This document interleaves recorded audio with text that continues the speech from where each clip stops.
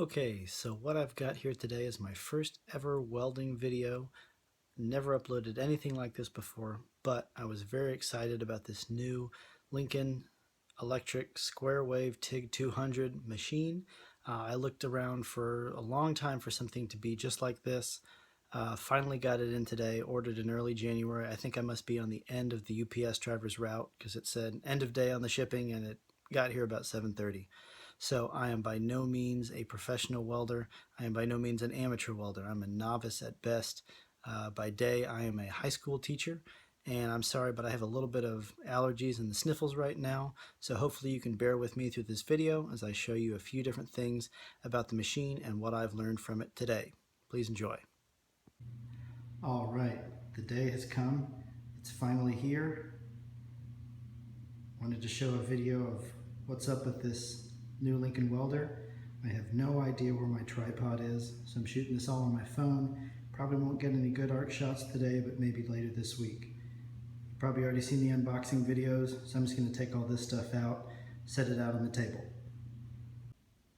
Okay, so I have taken everything out of the box, and here's what we have to look at. I've seen some other videos that don't get very specific about this or what the stuff looked like. So if you're curious like me, here's a closer look.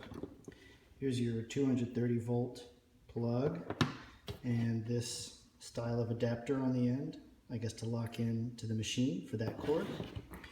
Here's the 110 plug.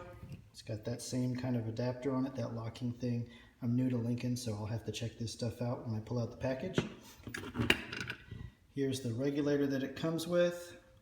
I've already got a couple of these other ones, different brands, but I'll give these all a try and see which one works well.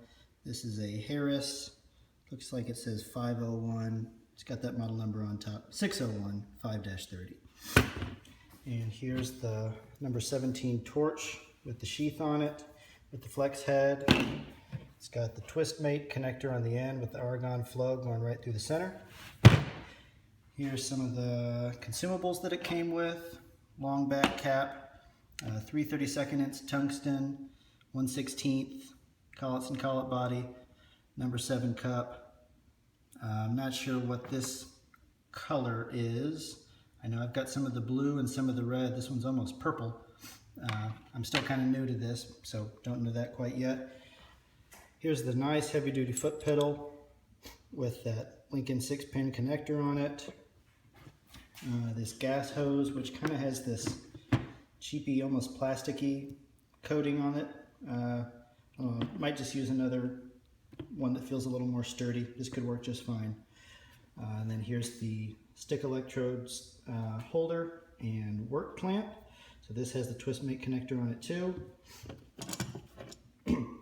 Copper braiding inside the clamp. Pretty heavy duty cables. These are comparable to the ones I already have. Stick electrode holder. It's got the same twist mate connector on it.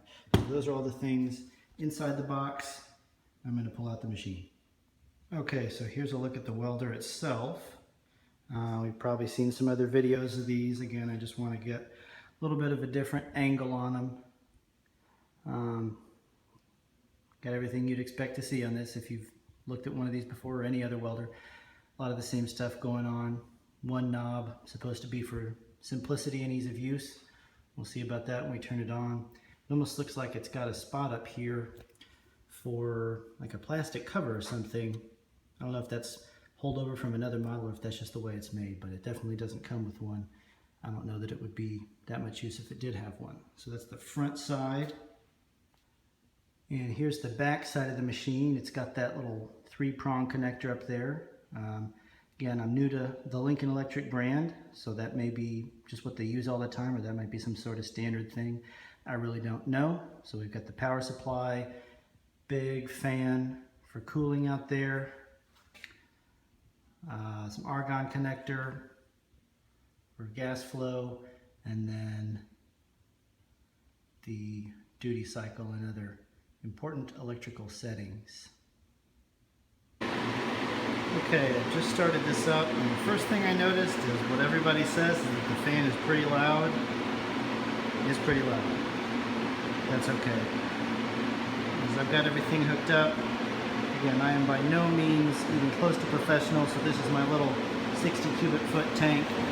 I just crank this open to where it was right now. It's just sitting right below 20. When I start welding, I'll go ahead and turn that down.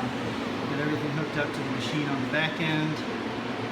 Just wanted to come and play around with this a little bit so it automatically is set on AC TIG. And turning that knob turns down the amps, as would be expected, which is nice. Change the mode, as easy as that. Let's see if I can get this running on every one of these processes. See what I can do with it over the weekend here once I get my tripod. But you can feel a lot of the air coming out, circulating all the way from the front to the back.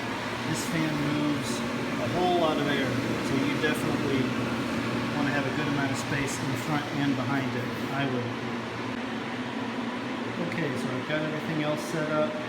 All my connections made, ground clamp, TIG electrode, foot pedal, and then I got a little piece of plate steel that I cleaned up. I'm just going to do a tiny little piece of this right in there. I'm not going to do a whole lot. I just want to see how this thing goes. I just got it sitting on a block of aluminum so I can get things raised up.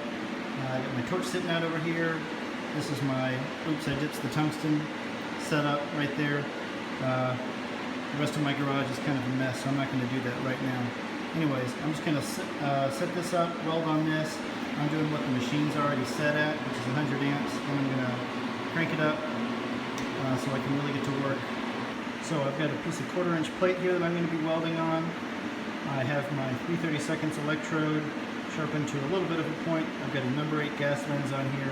I took off the stuff that came with it already. I've been a big fan of this, using these gas lenses recently. It seemed to give me better shielding than just using the regular cup. One interesting thing about this whole setup is that the foot pedal cord is probably twice as long as the TIG electrode power cable. I'm not sure why that is, why they're not just both the same length. Here's the messy part of my garage. Anyways, why are they not the same length? I don't know, but by the time you get to work, this is set to 100 amps. That's what I'm going to be welding on before I crank it up. Again, this is 1/4 inch plate, 3/32 electrode, running about 15 CFH of argon. Here we go. Okay, so I just made a couple of my first welds on here using, I set the machine to 140 amps because that's how much amperage I used to have on my Miller, so I figured I'd be comfortable with that. I am totally uncomfortable with using the foot pedal, so that was different. But this is about 15 CFH of argon. The first one I made is about a little over 1 inch long. Second one's just about the same. Second one's just about double that. Sorry, the last one's just about double that. So that was me working at about 140 amps on 1/4 inch plate, just trying to run a bead. That was 1/16 wire, 3/32 inch electrode, sharpened to a point. So I'm going to do a little bit more on the steel and then switch over to aluminum. Okay, so here's the last weld that I'm going to do on this little plate for a little while so it can cool off. For this, I cranked up the amperage to 180, but I wasn't quite down all the way on the foot pedal. I think this piece of steel is starting to get hot. It was still with the 1/16 electrode. As inexperienced as I am with using the foot pedal, it is getting pretty easy to use and adjust everything. That was dipping about twice every second and moving pretty fast. I've never had to move that fast before because I've never had a machine that went that hot. So now I'm going to try some aluminum. I use this to figure out this piece is about 200 thousandths thick. I got a big long piece of this aluminum that I picked up at the steel yard, the metal shop. Big piece of drop, very cheap. Got a whole bunch of aluminum in anticipation of this. Also have brushed it with the brush stainless steel bristles used only for aluminum. I also wiped it down with some acetone, and just to be safe, I have some gloves to be used only on aluminum. So I'm going to get to welding this, and I'm going to start a little under 200 amps just to start a little bit cold. I really haven't done much aluminum at all in my life, as in maybe 10 minutes total. So I'm going to try to practice on this and see what comes out. Also, I am switching the machine over from DC TIG to AC TIG. I'm going to go ahead and turn up the amperage. One of the cool features about this is if you turn this knob slow, it moves in increments of 1. pretty precisely. If you turn this faster, that jumps up. The faster you turn it, the faster the numbers move. So that's pretty cool. Could be kind of a time saver, maybe save a little wear and tear on the knob. So I'm going to put this at 180, just because I have no practice and not much time at all. The rest of the machine settings, no pulse, AC balance is set on 75, AC frequency is set on 90.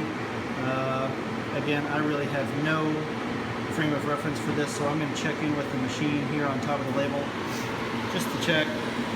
This says material type aluminum, and where I'm at, just about 3/16, 165 to 195 amps. Although the interesting thing is, it tells you nothing about what to set the other numbers, so I guess you need to have a little know-how. So I'm just going to try to weld this with what I've got right now and see what happens. Okay, so here's the results of my first aluminum test on this plate that's about 200 thousandths thick.